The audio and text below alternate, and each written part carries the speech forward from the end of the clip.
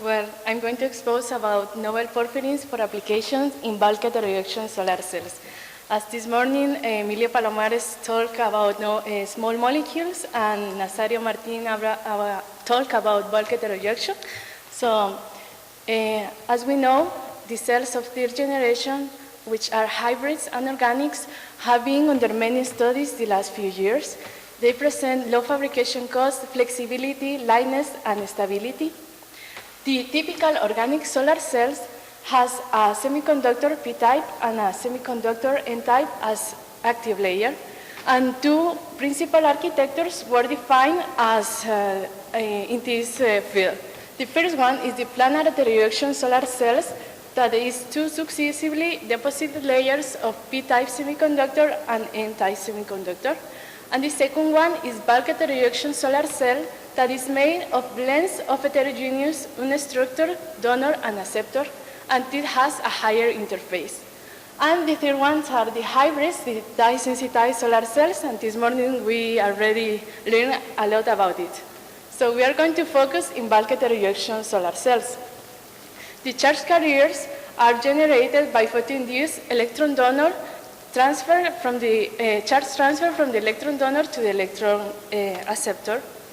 And for an efficient charge generation, the exciton has to reach a semiconductor N-type within its lifetime. At the same time, the charge carriers need to be transported to the electrodes within its lifetime.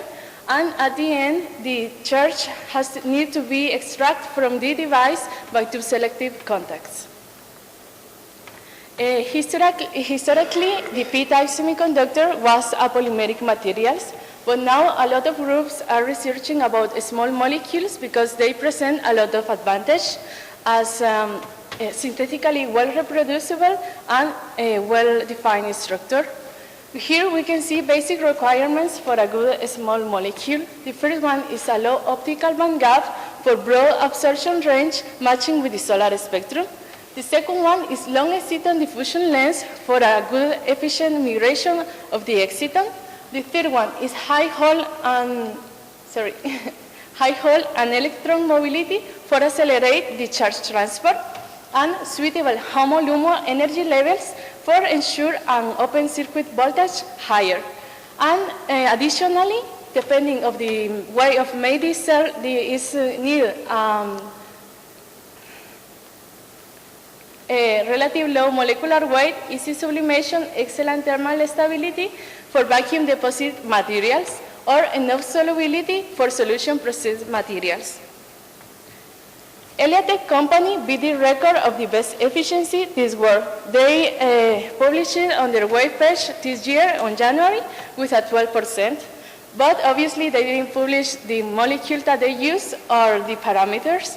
So we can see here some examples of small molecules with good efficiencies. Here we can see this work of the group of Santa Barbara with Guillermo Bazán, published on 2012 with an efficiency around 6.7. As we know, inspired in natural photosynthesis, porphyrin has been widely used in dye-sensitized solar cells, but it's just scarce published studies about this in small molecules. And I present you these molecules that are some of them with an efficiency around 4 and 5.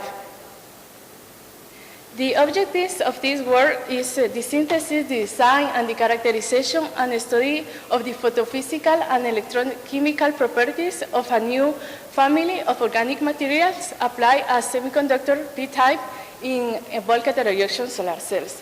As we can see here, the two molecules has a zinc porphyrin core and a triple bond in each side. This triple bond makes the system planar. And here in the first molecule, we can see this bridge of 2,4-diaxyl thiophene. The chains of the axial chains give more solubility to the system. And here in the second molecule, we can see the ethylene-vinylene group. And at the extreme, we can see this group as a sector, as a acceptor.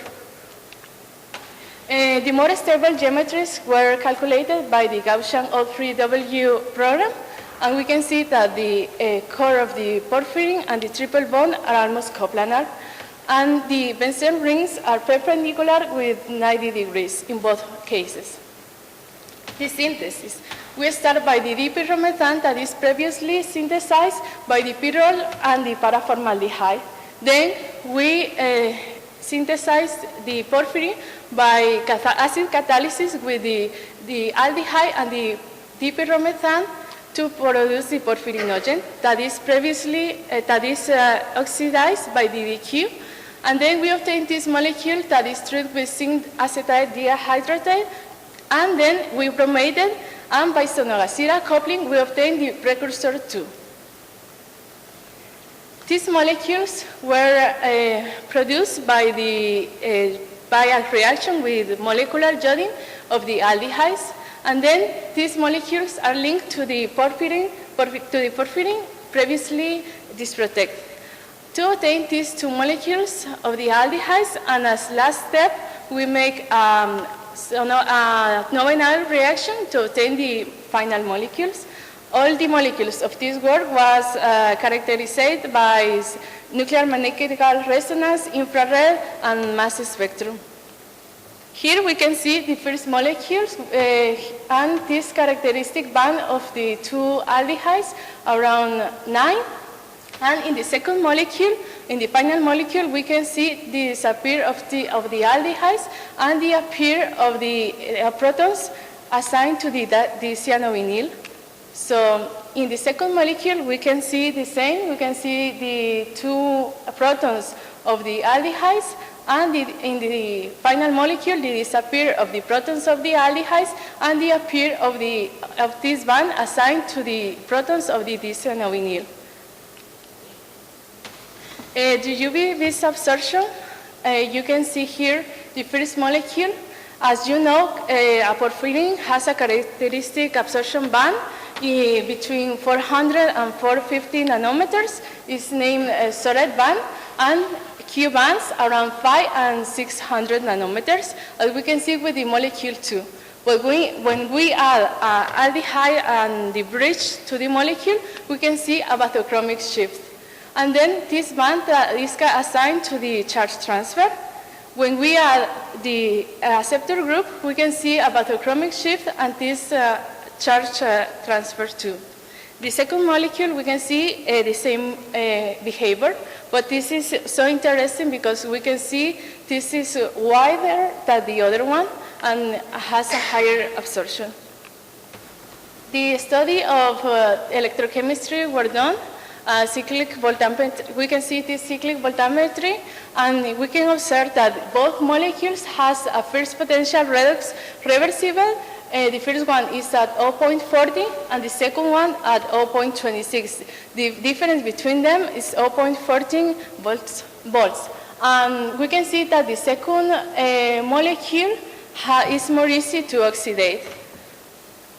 Here we can see both molecules in comparison with the PCBM61, and here we can observe that the first molecule has an open circuit voltage higher than the second molecule because we calculated between the difference of the HOMO of the P-type semiconductor and the LUMO of the N-type semiconductor.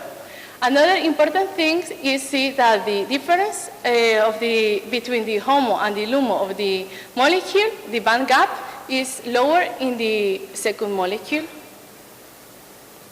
And some best photovoltaic performance of two molecules were done by the group of Luis Echegoyen in the University of Texas.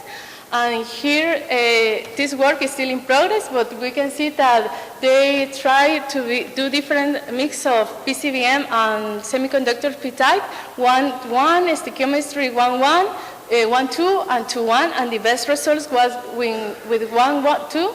We can see that the first molecule has an efficiency around 136, but the second molecule with PCBM 71 has an efficiency around 3.60. So at the end, I want to give a special acknowledgement to Fernando Landa's group in the Institute of the Nanoscience, Nanotechnology, and Molecular Materials, and to Luis Echegoyen's group in the University of El Paso, Texas, and to Fundación Carolina and the University of San Carlos de Guatemala for my scholarship.